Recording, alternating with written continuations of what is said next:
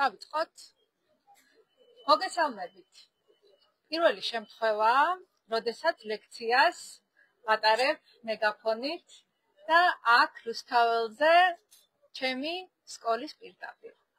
მე ვარ მარიამ გერსამია, თბილისის სახელმწიფო უნივერსიტეტის პროფესორი, მედია ფსიქოლოგი, მედიახმის არასამთავრობო ორგანიზაცია მედიახმის დამფუძნებელი.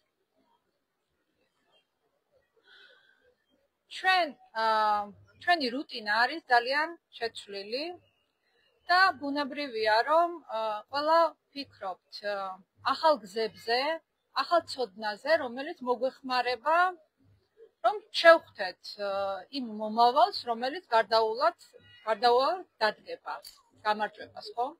მაგრამ ვართ ძიებაში, როგორ უნდა მივიდეთ ჩვენ აქამდე, რა ხერხით, რა მეთოდებით. და მედია, რა თქმა უნდა, არის ერთ-ერთი ყველაზე მნიშვნელოვანი გზა, რომელიც საზოგადოებას აწვდის ინფორმაციას და არაფორმალური განათლების გამტარიც არის მედია, რომელიც მუდმივად ყოველდღიურად ადამიანებს განათლებას აწვდის, იმიტომ რომ აღარ სკოლაში დავბრუნდებით, აღარც უნივერსიტეტებში, ერთადერთი გზა გვექნება, ერთ-ერთი გზა სწორედ ეს. და აი ამ ახალ ინფორმაციულ და ტექნოლოგიურ ეკოსისტემაში აღმოცენდა და გაჩნდა ახალი გამოცდილება, რომელიც როგორც ირკვევა ხალხს და მედიას აქვს საერთო. ანუ ჩვენ გვაქვს რაღაც საერთო გამოცდილება, რომლითაც ვუმკლავდებით მათ შორის იმ გამოწვევებს, რომლებიც არის განსაკუთრებით კრიზისულ სიტუაციებში. საქმე იმაში არის, რომ მედია ყველგან ვერ იქნება. მედიას არ აქვს იმის რესურსი, რომ ყველაფერი გააშუქოს.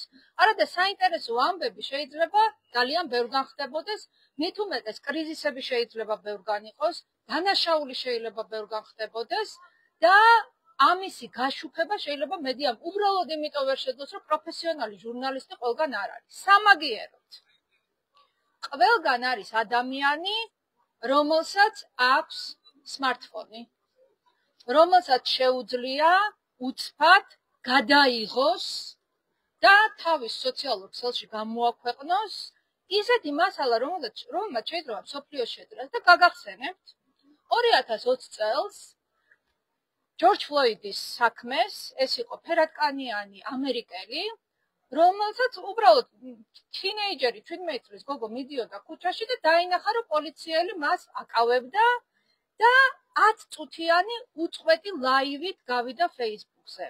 შემდეგ ეს ადამიანი მოკვდა და აი ამ ამბის გაშუქებას მოყვა სოციალური პროტესტი, სახალხო მოძრაობები და ყველას გვახსოვს რამხელა რეზონანსი შეიძინა.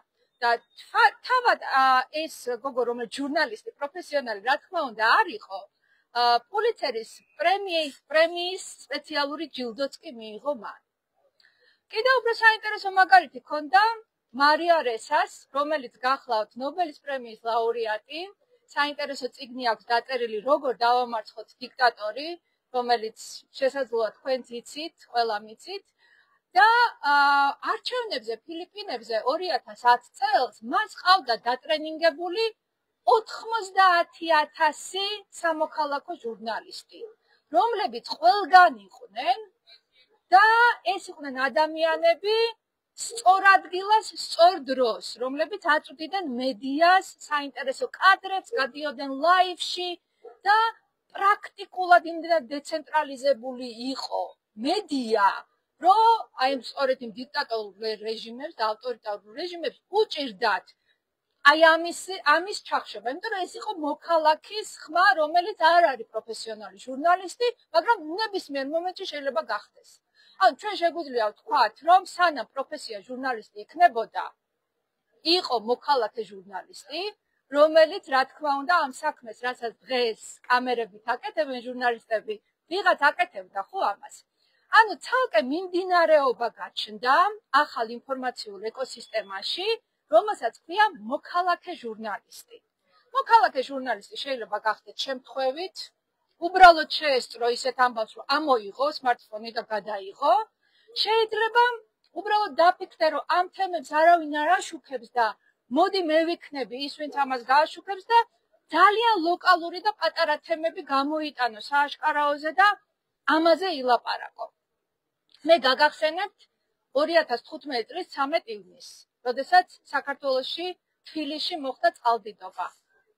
რომ არა მოქალაქეები თავისი სმარტფონებით ვერც გავიგებდით საერთოდ იმ ღამეს რა ხდებოდა.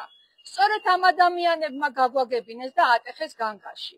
სტიქიური უბედურებების დროს ძალიან მნიშვნელოვანია ამ ადამიანების როლი, იმიტომ რომ სანამ მედია ჩავა ადგილზე, სანამ რეაგირებას მოახდენს, ისინი უკვე ავრცელებენ ინფორმაციაზე, უკვე გეუბნებიან, სად უნდა გადაადგილდე, როგორ უნდა გადაადგილდე, სად არის უსაფრთხო ადგილი.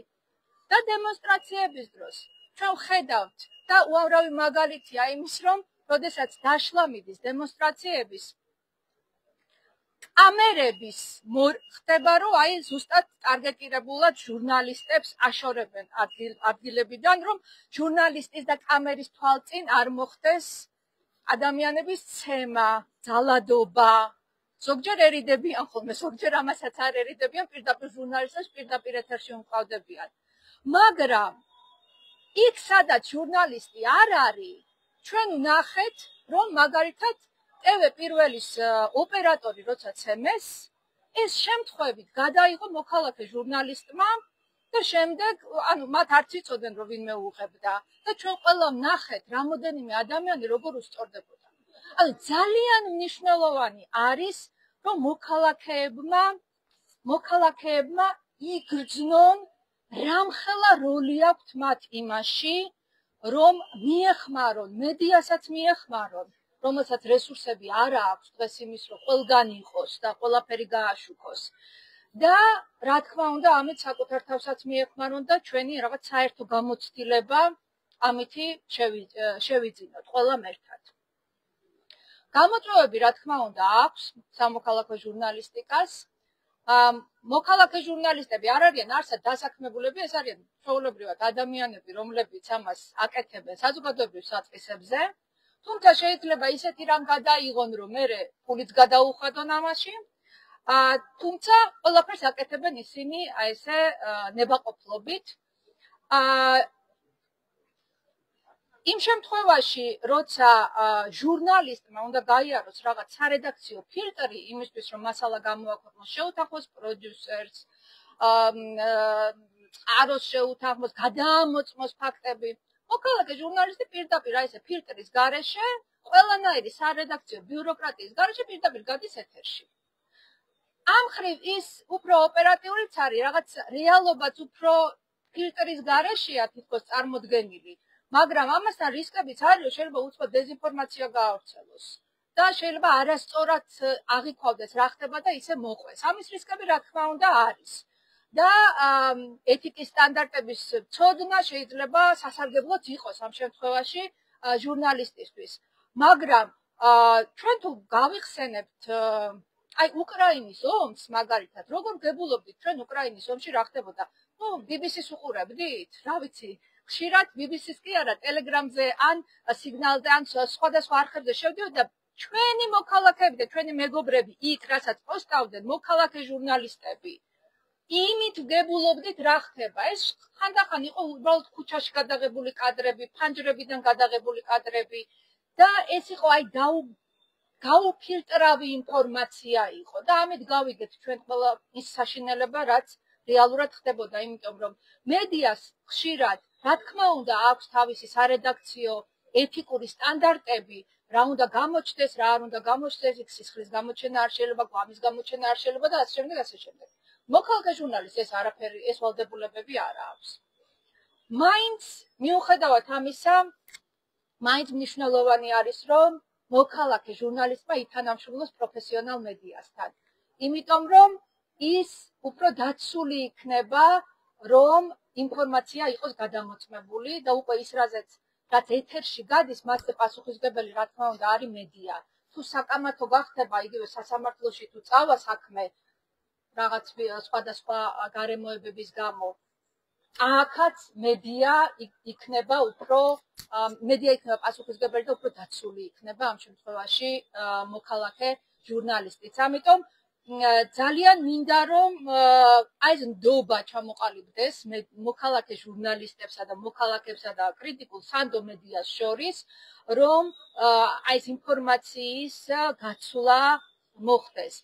აქაც ჩვენ რა ვიცი მარტო ლაივში გასვლა არ არის ოღონდ მოქალაქე ჟურნალისტობა ლაივში ყველა გადის საინფორმაციო ღირებულება უნდა გქონდეს ან საინტერესო უნდა იყოს მასალა მაგრამ თუ საინტერესოა ეს მასალა აუცილებლად ჩართეთ ლაივი ან გადაიღეთ ამასაც თავისი წესები აქვს რა თქმა უნდა იქ დასათაურებაც უნდა შეძლო კამერა არ უნდა აყანყალო და აი ხა მე აქ ხედავ რამოდენიმე ესეც აჟიან მოქალაქე ჟურნალისტს რომელიც ამ ყველაფერს აკეთებს ძალიან მაღალი ხარისხით და სანდოობაც მოქალაქეს რა თქმა უნდა აქვს როდესაც მის მასალას უყურება არჩევნებზე ჩვენ ვნახეთ რომ რა თქმა უნდა ყველგან არათუ ჟურნალისტები არ იყვნენ დამკვირვებლებიც არ იყვნენ და რიგითმა მოქალაქეებმა ძალიან ბევრი რამ გადაიღეს და ბევრი დარღვევა რაც გარეთ ხდებოდა საარჩევნო უბანს გარეთ სწორედ მოქალაქეებმა გადაიღეს და ესეც ძალიან მნიშვნელოვანი არის ამიტომ აი ამ ახალ მიმართულებას რა თქმა უნდა ჭირდება თავისი პოპულარიზაცია თავისი რაღაცა უნარებიც უნდა ყველას გვაქვს ეს უნარები ან ციფრული წიგნიერება უკვე ყველა ადამიანს აქვს ლაივში გასვლა შეიძლება ყველა მისწავლოს ძალიან მარტივი აპლიკაციები არსებობს რომელთაც შეიძლება რომ ძალიან მარტივადაც დაამონტაჟო რომც არ დაამონტაჟო უბრალოდ შეიძლება ფოტო გადაიღო რომელიც საინტერესო იქნება ვიდეო გადაიღო რომელიც საინტერესო იქნება ჩუმად გადაიღო დაუშვათ ისე რომ არ გამოჩნდე და რა თქმა უნდა ასე დროს ყველაზე მნიშვნელოვანი არის რომ საკუთარ უსაფრთხოებაზე იფიქრო აი ჟურნალისტიკის ყველაზე მნიშვნელოვანი პრინციპი ჩვენც დავიცვათ ეს არის არავნო პრინციპი და მუდმივად ვიფიქროთ იმაზე რომ პირდაპირ ეთერში რომ გავდივართ ახლა მაგალითად საომარ მოქმედებაზე ახლა ლოკაცია არ უნდა აჩვენო ხო საიდან გადიხარ იმიტომ შეიძლება ეს სხვამ გამოიყენოს ან იგივე დემონსტრაციების დროს კარგია როდესაც ბევრნი ერთად არიან მოქალაქეები შეიძლება კარგი იყოს როცა ლოკაციას ამბობ იმიტომ რომ მობილიზება ხდება შეიძლება ანუ სხვადასხვა კუთხით სხვადასხვა საფრთხეები არსებობს რაზეც რა თქმა უნდა მოქალაქემ უნდა იფიქროს მაგრამ ფაქტია რომ ეს უკვე გახდა აი ამ მედიის ეკოსისტემის ნაწილი თქვენ მე როგორც ლექტორი ხშირად ვადევნებ რა თქმა უნდა თვალყურს მედიაში რა გადის და რისგან შედგება საერთოდ საინფორმაციო სივრცე და რაც უფრო დრო გადის უფრო და უფრო მეტი არის მოქალაქეების გადაღებული მასალები რომელსაც შემდეგ ტრადიციული მედია იყენებს იმისთვის რომ საზოგადოების ინფორმირება მოახდინოს და მინდა მოგიწოდოთ ყველას რომ აქტიურად ჩაერთეთ დაეხმარეთ მედიას მიაწოდეთ ინფორმაცია რაც თქვენს გარშემო საინტერესო ხდება და თქვენ ჩათვლით რომ საინტერესო არის ამის შესახებ ისაუბრეთ და შეგიძლიათ ინტერვიუც ჩაწეროთ შეგიძლიათ სხვა ადამიანებსაც კითხოთ აზრი და ეს ყველაფერი რა თქმა უნდა გააზიაროთ შემდეგ აუდიტორიასთანაც და იმ სანდო მედია საშუალებებთან რომელსაც თქვენ ენდობით გადავიდეთ კითხვებზე და თუ გაქვთ სიამოვნებით უპასუხებ თქვენს კითხვებს ამ თემაზე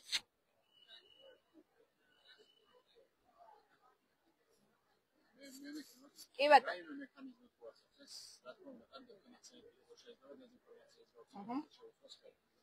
რაიმე მექანიზმი შეაძლოს მაგის რაღაცნაირად აი სამოქალაქო ჟურნალისტიკას კონდეს რაღაც ვერკეტი რომ რაღაც ფაქტების გადამოწევას თუნდაც შეეძლოს რაღაც დონეზე. კარგი კითხვა არის, როგორ შეიძლება რომ გავაკეთოთ ისე რომ მოქალაქე ჟურნალისტებმა დეზინფორმაცია ნაკლებად გაავრცელონ. ხო, შეიძლება უნებლიეთაც გაავრცელონ, შეიძლება თავადაც არ იცოდენ და ამბავი ისე მოყვენ, ან ისეთი რამ აჩვენონ, რაც ხელს შეუწყობს დეზინფორმაციის გავრცელებას. მე ვფიქრობ, რომ ერთ-ერთი მნიშვნელოვანი ფილტრი ამ შემთხვევაში არის მაინც პროფესიონალი მედია და ტრადიციული მედია და თუ კი მოქალაქე ჟურნალისტი მიცემს კადრებს, ითანამშრომლებს მედიასთან, მედიას ვალდებულება აქვს უკვე რომ გადაამოწმოს, იმიტომ რომ თუ ის არ გადაამოწმოს, ამითი ჟურნალისტიკის ეთიკის პრინციპებს დაარღვევს, ხო? ამიტომ მას აქვს ეს ვალდებულებები. შეიძლება მოქალაქე ჟურნალისტმა ყველაფერი ვერ გააკეთოს ისე, როგორც ჟურნალისტი აკეთებს. იქ აუცილებლად ორმაც ყარომ უნდა დაუდასტუროს, ფაქტები უნდა გადაამოწმოს და ამისი სხვადასხვა ხერხები არსებობს, მაგრამ ყველაზე მარტივი გზა რომ ოპერატიულად ეს გააკეთოს, ეს არის რომ დაუკავშირდეს მედიას და უთხრას რომ მე მაქვს აი ესეთი ინფორმაცია და რა არის საჭირო იმისთვის რომ ეს აკურატულად იყოს, იმიტომ რომ შეიძლება ბავშვი ჩანდეს, შეიძლება კონფიდენციალური ინფორმაცია იყოს, შეიძლება პირადი ინფორმაცია იყოს, უამრავი ნიუანსი არის, რაზეც ჟურნალისტი პასუხს აგებს ამ შემთხვევაში და უფრო დაცულიც არის და მოქალაქეებს აი ამ კუთხით ამას ვურჩევ სწორედ რომ მეტი სიფრთხილე გამოიჩინონ. თუმცა არის მომენტები, როდესაც რა თქმა უნდა, სწრაფად უნდა მიიღო გადაწყვეტილება, რომ გახვიდე ლაივში თუ არ გახვიდე. ხა ორი მიდგომა არსებობს. ზოგს მიაჩნია და რიგ შემთხვევაში ლაივში რო გადიხარ ეს დაცულობაა, რომ იმ წუთში შენ სოლიდარობის და განგაშის ატეხვას განგაშტე, ხო? რომ აი ახლა ეს ხდება, თქვათ ან სახში შემომივარდენ, ან კონკრეტულ ინფორმაციას აქვს და მობილიზებას აკეთებ. მაგრამ ხანდახან შეიძლება ეს ამან თქვათ საპირისპიროდ იმუშაოს. გააჩნია. აი ეს გადაწყვეტილება რა თქმა უნდა თვითონ ადამიანმა უნდა მიიღოს, უბრალოდ სულ უნდა ახსოვდეს, რომ მაქსიმალურად ორიენტირებული იყოს, როცა ლაივში გადის ადამიანებზე, რომლებიც მას უყურებენ. თუ დიდხნიანი ლაივია, აი 2-3 წუთში ერთხელ შეახსენოს, რაზე არის ლაპარაკი. ხანდახან არის, რომ სოციალურ ქსელს ჩვენ სკროლავთ, რაღაც ლაივი შეგხვდება და ვერ ვგებულობთ, რაზეა ეს ლაივი. ამიტომ ყოველ 2-3 წუთს გავჩერდებით, ცოტა ხანი გავაგრძელებთ მერე, ხო? ყოველ 2-3 წუთში ერთხელ შეგვახსენოს, რომ აი ახლა თქვენ ვინც ახლა შემოგვიერთდით, იცოდეთ, რომ აი ეს ხდება და შეგიძლიათ ან მოწოდებაც ამ შემთხვევაში გააკეთოს ჟურნალისტმა. ამიტომ ეს ხერხები რა თქმა უნდა უკვე ბევრმა იცის კიდევაც. მე მინახავს ადამიანი არანაირი ჟურნალისტური განათლება არ აქვს და ისეთ ლაივებს აკეთებს, რომ ბევრ ჟურნალისტს შეშურდება. კიდევ ერთი კითხვა მექნება, შემთხვევით თქვა და დეზინფორმაცია რაღაცნაირად მოხდა ისე რომ გავრცელდა. აი სამართლებრივი პასუხისმგებლობა ის კუთხით, აი რა შეიძლება რომ დადგეს როგორც სამოქალაქო ჟურნალისტისთვის. მოქალაქეს სხვანაირად იცავს კანონი, ჟურნალისტს სხვანაირად იცავს კანონი. ახლა ახალი კანონებით რაც ახლა შემოდის, კაცმა არ იცის, შეიძლება ყველა დაგვიჭირონ ყველაფრისთვის, ხო? ამიტომ ჯერ ეს არ ვიცით, მაგრამ ის რაც აი ახლა ვიცით, მაგალითად, ჟურნალისტს იცავს კანონი, რომ არ გაამჟღავნოს კონფიდენციალური წყარო, ხო? რომელმაც მას ინფორმაცია მიაწოდა. შეიძლება გააჩნია რომელი მუხლით მიმდინარეობს საქმე, მაგრამ შეიძლება მოწმეთაც ის არ გამოიძახონ რიგ შემთხვევაში და გარკვეული დაცულობა ამ კუთხით მას აქვს. მოქალაქეს იცავს მხოლოდ აზრის და გამოხატვის თავისუფლება, იცავს მეათე მუხლი, იცავს ზოგადი ადამიანის უფლებები, ხო, გარანტირებული უფლებები, რაც აქვს. სწორედ ამიტომ არის მნიშვნელოვანი მედიასთან თანამშრომლობა, ჩემი აზრით, რომ აი ეს დაცულობა რომ იყოს, თუ უკვე მედიამ გამოაქვეყნა შენი მასალა, ხო? ანუ მედიამ უკვე გაიარა ეს ფილტრი. მან უკვე იცის რა ტიპის მასალის გამოქვეყნება შეიძლება, რა ტიპის მასალის არ შეიძლება ჟურნალისტებსაც რო ვესაუბრებით, ვეუბნებით, რომ მასალას რო გამოგიგზავნიან, ბუნებრივია, იქ ყველაფრის გამოქვეყნება არ შეიძლება, ხო? იქ შეიძლება ისეთი რამ იყოს, რაც კრიმინალია იმის გამოქვეყნება, თავისთავად ცხადი. ანუ მედიას აქვს ეს ფილტრი და ამიტომ აი ეს შეიძლება იყოს ერთგვარი დაცულობა, იმიტომ რომ არ არის ისე დაცული, როგორც მოქალაქე წყაროს გავლენი, ან წყაროს ასე რომ ვთქვათ, მოქალაქე ნებისმიერ შემთხვევაში ვალდებულია, რომ წყარო დაასახელოს, ხო, ვთქვათ, არსებობის შემთხვევაში. რა თქმა უნდა. ჟურნალისტიც გააჩნია ეხლა რა кейსი არის და რას ეხება სასამართლოს შეუძლია გამოიტანოს დადგენილება, რომ გარკვეული წყარო გაამხილოს, მაგრამ ის უფრო დაცული არის. ფარულ ჩანაწერთან მიმართებაშიც იგივე მექანიზმი მოქმედებს. ჟურნალისტს ისევე როგორც მოქალაქე ჟურნალისტს დორსტეპინგის უფლება აქვს. ეს არის გაუფრთხილებლად რომ მიდიხარ და ინტერვიუს ართმევ. სახთან დახვდი და ესე გააკეთე, ხო? თქვათ ჩაწერე ინტერვიუ, ან კითხვა დაუსვი, ეს ჩვეულებრივი ინფორმაციის მოძიების ფორმაა, მაგრამ ფარული ჩაწერა ამ შემთხვევაში ჟურნალისტს სტრასბურგის გადაწყვეტილებები ამბობს, რომ ჟურნალისტს აქვს ამისი უფლება თუ ეს საზოგადო ინტერესს ემსახურება და თუ ეს დანაშაულის გამოვლენას ემსახურება. ჟურნალისტთან მიმართებით ეს დადგენილია და არ არის დადგენილი თქვათ მოქალაქეს მიმართებით. თუმცა არსებობს აქაც პრეცედენტული გადაწყვეტილებები, როდესაც ევროპულმა სასამართლომ იმსჯელა და თქვა, რომ მაგალითად მოქალაქე ჟურნალისტს უფლება ჰქონდა გადაეღო პოლიციელი, როდესაც ის დანაშაულს ატარებდა, ამ დანაშაულს ჩადიოდა და რამოდენიმე ესეთი პრეცედენტული გადაწყვეტილება მოქალაქე ჟურნალისტებთან არსებობს, რადგან გათანაბრდა მათი როლი ამ ინფორმაციის მოძიებას, დამუშავებასა და გავრცელებას შორის, ჟურნალისტს გაუთანაბრდა. ამიტომ კარგი იქნება მომავალი ხელისუფლების, ლეგიტიმური ხელისუფლების პირობებში, რომ ჩვენც ვიფიქროთ იმაზე, რომ კანონმდებლობაში გავითვალისწინოთ მოქალაქე ჟურნალისტის უფლებებიც, ასე ვთქვათ, და მისი დაცულობის ხარისხი გავზარდოთ იმ ადამიანის, რომელიც მნიშვნელოვან ინფორმაციას გადასცემს, რომ ის იყოს დაცული.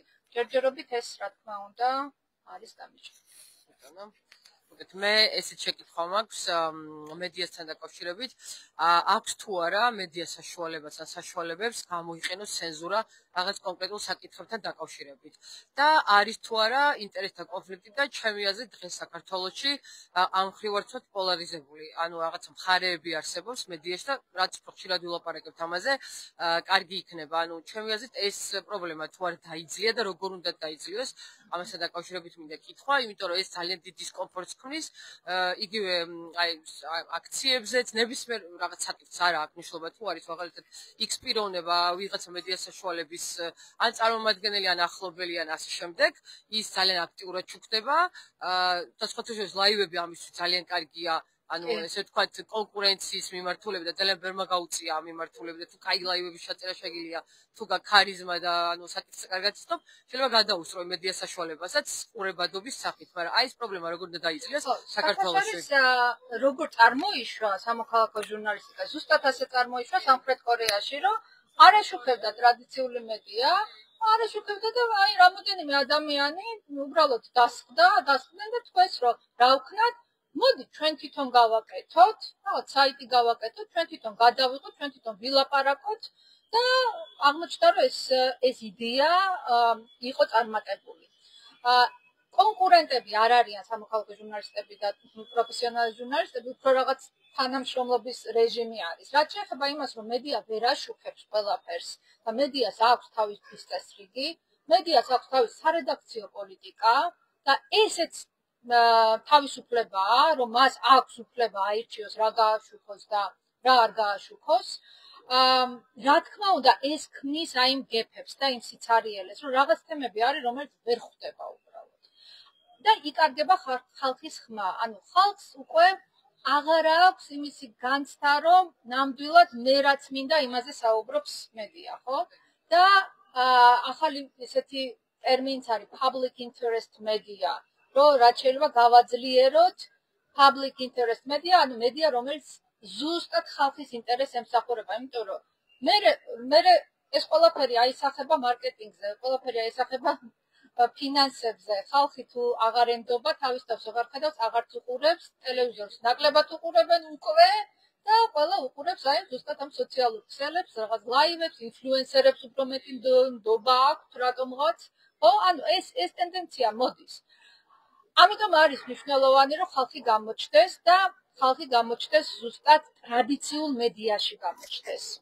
ჩვეულებრივი მოქალაქეები გამოჩნდნენ, თავისი ისტორიებით გამოჩნდნენ და ამას ცოტა ჩვენც უნდა შევუწყოთ ხელი. ჩვენც უნდა ვაჩვენოთ მედიას, რომ ჩვენ საინტერესო ამბებს ყვებით მათთვის და მათ შეუძლიათ, რომ ეს ამბები გამოიყენონ.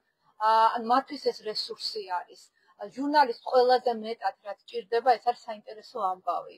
ყველაზე მეტად საინტერესო წყარო და ამაზე უარს არავინ არ ამბობს, ვერავინ ვერ ამბობს, რომც ამბობდეს, უარს მაინც ვინ გააჩერებდა იმ მაგალითებს, რომლებიც ჩამოთვალე, მათ ისედაც ექნებოდათ, ხო, თავისი წვდომა აუდიტორიასთან, ამიტომ საზოგადოება ქმნის დღის წესრიგს, მედიაც ქმნის დღის წესრიგს და ეს ერთმანეთთან მერე გარკვეულ კორელაციაში მოდის. უბრალოდ მეტი სიახლოვე და ნდობა არის საჭირო და ჩვენ ეს შეგვიძლია რომ გავაკეთოთ. დღეს ქართულ მედიას ძალიან ძიმე პერიოდი აქვს, როგორც ფინანსურად, ისე ადამიანური რესურსების კუთხით. ხშირად ადამიანები ბრაზდებიან ხოლმე სადღაც რომ კრიტიკული მედია არ არის, რომ სად არიან, რატო არ მოდიან, რატო არ აშუქებენ და ვერ წარმოუდგენიათ, რომ თოლი არ ყავს, კამერა არ აქვს, ჟურნალისტი აღარ ყავს, მაგრამ კარგია რომ იმედი აქვს, რომ კრიტიკული მედია რატო არ არისო, რომ ამბობს, ეს იმას ნიშნავს, რომ ეიმედება. იმას კი არ ამბობს პოლიციელი რატო არ არისო და კრიტიკული მედია სად არისო? ანუ იცის რომ საჭიროა კრიტიკული მედია. სანამ მოვა კრიტიკული მედია, მანამდე დავახვედროთ კადრები, მანამდე ჩვენ გადავიღოთ, მერე გაუზიაროთ და ეს არის ძალიან ჩემი აზრით ძალიან ჩემი აზრით კი არა, ასე ვფიქრობთ ზოგადად რომ კარგი ინსტრუმენტი არის იმისთვის რომ ჩვენი ეს ფლიანი ეს ეკოსისტემა ინფორმაციული რომელიც არის სადაც ბევრი ტოქსიკური ინფორმაციაა, ბევრია დეზინფორმაცია, ბევრია პროპაგანდა, ჩვენ გავაჯანსაღოთ იმით რომ ჩვენი ხმა უფრო მეტად ისმოდეს. და ამის საშუალებას გვაძლევს smartphone-ები, ამის საშუალებას გვაძლევს ახალი ტექნოლოგიები. თამაც არა. აი მე მექნება თქვენთან კითხვა. ზუსტად საუბრობდით პროპაგანდაზე. დღეს ძალიან ბევრი პროპაგანდა მიდის ტელევიზიაში. რა უნდა გავაკეთოთ იმისთვის, რომ ბევრი მოქალაქე ჟურნალისტი ყავდეს და უფრო მეტი ნდობა იყოს საზოგადოებაში მოქალაქე ჟურნალისტის მხრიდან. მოქალაქე ჟურნალისტის ჩართულობა და ზოგადად მოქალაქის ჩართულობა არის დემოკრატია, ხო? ეგ არის. რომ მოქალაქის ხმა თუ ისმის, ეს არის დემოკრატია, ხო? ჩვენ ძალიან საინტერესო ეტაპს გავდივართ ზუსტად ახლა. იმიტომ რომ ხალხი და მედია საერთო გამოცდილებას აგროვებს აქ რუსთაველზე. ანუ ხალხმა დაინახა, მე ესეთი შთაბეჭდილება მრჩება, არ ვიცი თქვენ როგორ. ხალხმა დაინახა, რომ ის როგორც ექცევიან ხალხს, ისე ექცევიან კრიტიკულ მედიასაც. ანუ ზუსტად ერთი და იგივეა. იმას ერთს ცემენ, ჟურნალისტსაც ცემენ. ანუ ერთ ნავში ვართ. ეს ტრანსფორმაციული გამოცდილება არის ძალიან მნიშვნელოვანი იმისთვის, რომ ჩვენ მომავალში ურთიერთმდობა ჩამოგვიყალიბდეს და მედიაც უფრო მეტად იყოს ხალხზე დამოკიდებული და ხალხიც უფრო მეტად იყოს მედიის მხარდამჭერი, იმიტომ რომ ეს მხარდაჭერა მედიას აუცილებლად დაჭირდება. პროპაგანდას როგორ უნდა ვებრძოლოთ? ეს ურთულესი საკითხი არის და ის რასაც ჩვენ ზედაპირზე ვხედავთ, რაღაც თავრობის პოლიტიკოსების მესიჯები იქნება, ეს თუ სხვადასხვა ტექნოლოგიებით გავრცელებული შეტყობინებები, რომლებიც ილექება ადამიანის გონებაში, ის რასაც ზედაპირზე ვხედავთ, არის მხოლოდ აისბერგის თავი. და გაცილებით უფრო მავნე სამუშაოები მიდის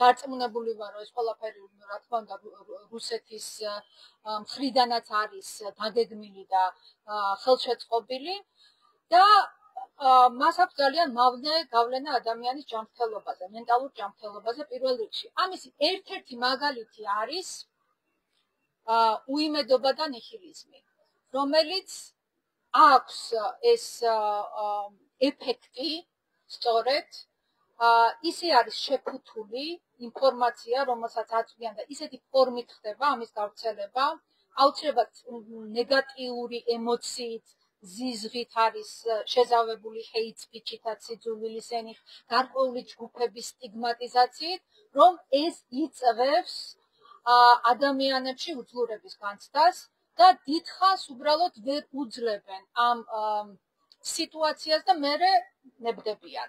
ამის იმედი აქვს სწორედ პროპაგანდას, რომ რაღაცა ეტაპზე ხალხი უბრალოდ ფიზიოლოგიურად დანებდება და ის მედეგობა, რომელიც ჩვენ უნდა გქონდეს, რითითაც შეგვიძლია ამას ყველაფერს შევეწინააღმდეგოთ, არის წინასწარ ცოდნა, წინასწარ ინფორმაციის ქონა იმ საკითხებზე, რა საკითხებზეც მიდის ეს დეზინფორმაცია. ანუ თუ ჩვენ ვიქნებით უფრო ინფორმირებულები, რა ხდება, რას აპირებენ, რატომ აკეთებენ ამ ყველაფერს, ჩვენ უფრო მეტად დაცულები ვიქნებით.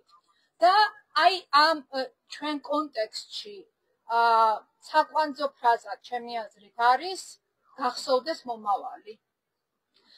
გახსოვდეს მომავალი, იმიტომ რომ ეს მომავალი ჩვენ ყველანი აქ ვინც ვართ დარწმუნებული ვარ, რომ ვიცით, რომ არის ბედნიერი წელში გამართული საქართველო, რომელიც არის ძალიან ძლიერი, გაერთიანებული და ევროპული, განათლებული და აი ისეთი როგორიც ჩვენ გვინდა და როგორიც წარმოედგინათ ამ სახელმწიფოს დამფუძნებელ მამებს. ოღონდ როგორ გავიმარჯვებთ და რატომ გავიმარჯვებთ, ეს არის ძალიან მნიშვნელოვანი კითხვა. ის რომ ეს მომავალი აუცილებლად დადგება, რანაირადაც არ უნდა განვითარდეს მოვლენები, ეს მე ამის რა თქმა უნდა ვჯერა, ოღონდ ის რაც ჩვენ უნდა გავაკეთოთ არის ფოკუსი მუდმივად გქონდეს გასწორებული ზუსტად იმ მომავალზე, რომლისკენაც მივდივართ და არ აგვერიოს, არ გადავერთოთ ძალიან ბევრ რუტინულ ისეთ საკითხებზე, რომლებიც ხშირად ჩვენ დროს და ენერგიას გვართმევს. ამას აკეთებს პროპაგანდა სწორედ, ამას აკეთებს რუსეთი სწორედ. ხან რუსულ კანონზე გადავერთვებით, ხან ახლა ახალი კანონებია, ხან სასამართლოებში რა ვქნათ, აბა დაურბივართ, ხო? ამაზე იხარჯება ჩვენი დრო და მთავარი მიზანი, რაც არის, რომ აი ეს ქვეყანა ჩვენ უნდა გავა სამშვიდობოს, მაგრამ ჩვენ შევხვდეთ ამას ღირსეულად. აი ამაზე სწორება არის ძალიან მნიშვნელოვანი, რომ მუდმივად გვახსოვდეს ეს მომავალი, რომელიც ჩვენთან აუცილებლად მოვა. ბრავო.